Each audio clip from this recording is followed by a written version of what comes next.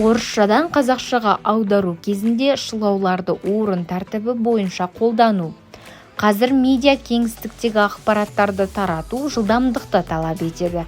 Сондықтан ақпараттарды орысшадан қазақшаға аудару үдерісі барысында көп жағдайда қазақ тілінің ішкі мүмкіндіктері ескерілмей, грамматикалық әрі стилистикалық бейнорма қалыптасып жатыр.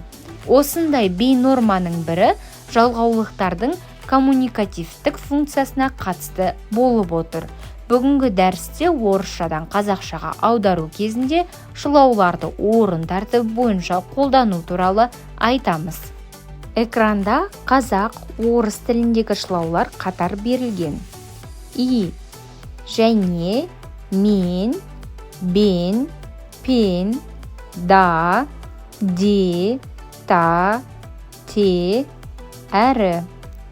Однако, бірақ, алайда, дегенмен, әйткенмен, әйтсе де, әйтпесе, сонда да, сөйткенмен, ләкін, ләкин.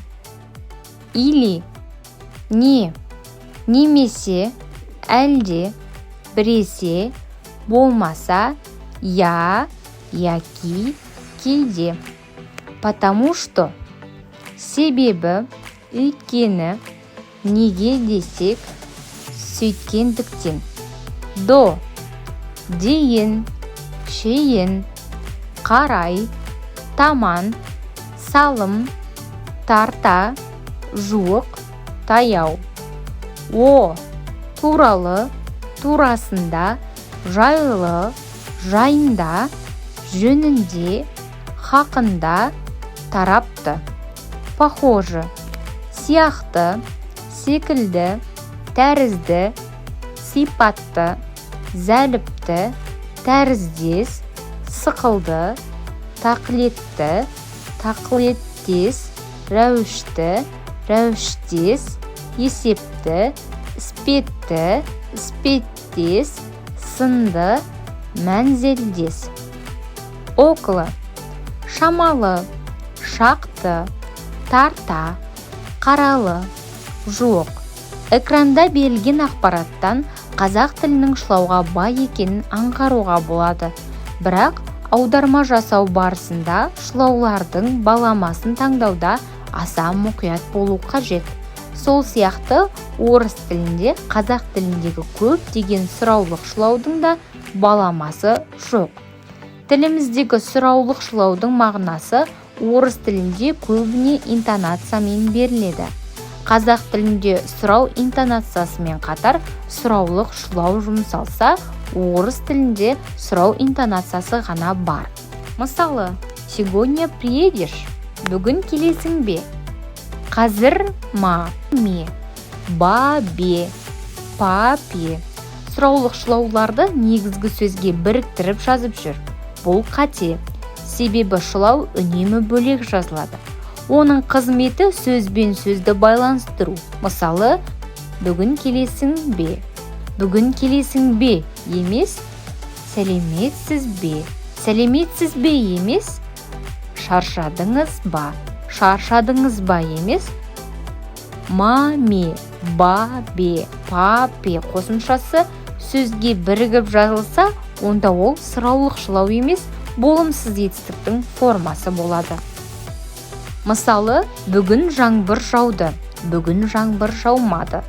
Келді, келмеді, күлді, күлмеді. Орыс тіліндегі и шылауының барлығын қазақшаға аударуда және шылаумен беру дұрыс емес. Мысалы, регистрация билетов и багажа. Билет және жүктерді тіркеу. Қате. Дұрысы, билет пен жүкті тіркеу. Модно и дешево. Сәнді және арзан. Қате. Дұрысы, сәнді де арзан. Полезно и надежно. Пайдалы және сенімді. Қате. Дұрысы, пайдалы әрі сенімді. Вкусно и быстро. Дәмді және тез. Қате.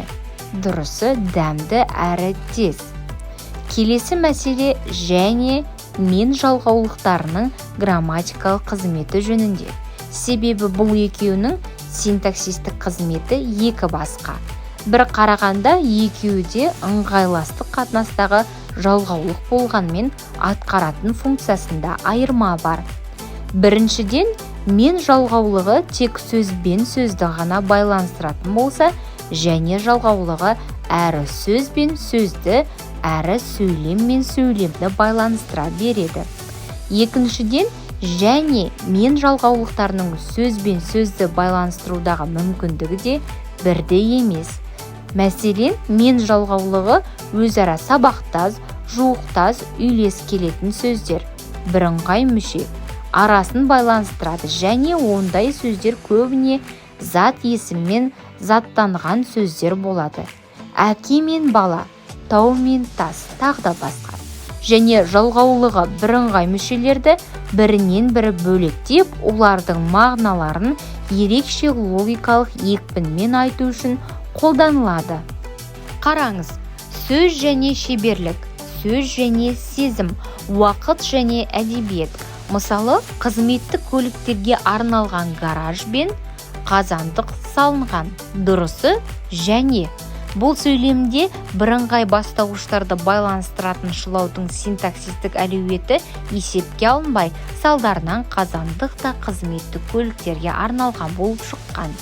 Байқап отырғанымыздай, келтірілген сөйлемдердегі стилистикалық норманың бұзылу жалғаулықтардың грамматикалық қызметін айыра танымаудан орын алып отыр. Келесі мәселе шылау сөздерді қабаттастыра қолдану. Мысалы, бірақ та, сондықтан да, және де, дегенмен де, тағы басқа. Анығында да шылауын қарсылықты, себеп ыңғайластық мәнді шылаумен қабаттастыра қолдануға грамматикалық жағынан да, стилистикалық жағынан да зәрулік жоқ. Бұл ауыз екі сөйлеу тілінің сол күйі таңбалануы ғана. Сондықтан мұнда да стилистикалық нормаға қайшы қолданыс деп есептеу қажет. Мысалы, сондықтан да жаңа бағдарламаны жүзеге асыруда қолда бар қаржы инфрақұрылымның мүмкіндіктерін кеңірек пайдалануды ұсынды. Емес, сондықтан жаңа бағдарламаны жүзеге асыруда қолда бар қаржы инфрақұрылымның мүмкіндіктерін кеңірек пайдалануды ұсынды. Дұрысы. Бірақ та жүрек жағдайын, электрокардиограмманың өзгеру динамикасын уақытылы бақылау өте маңызды. Емес. Бірақ жүрек жағдайын, электрокардиограмманың өзгеру динамикасын уақытылы бақылау өте маңызды. Дұрысы. Шәкәрім университетінің оқытушылары, қызметкерлері және де студенттерінің назарына. Емес. Шәкәрім университетінің оқытушылары, қызметкерлері және студенттерінің назарына. Дұрысы.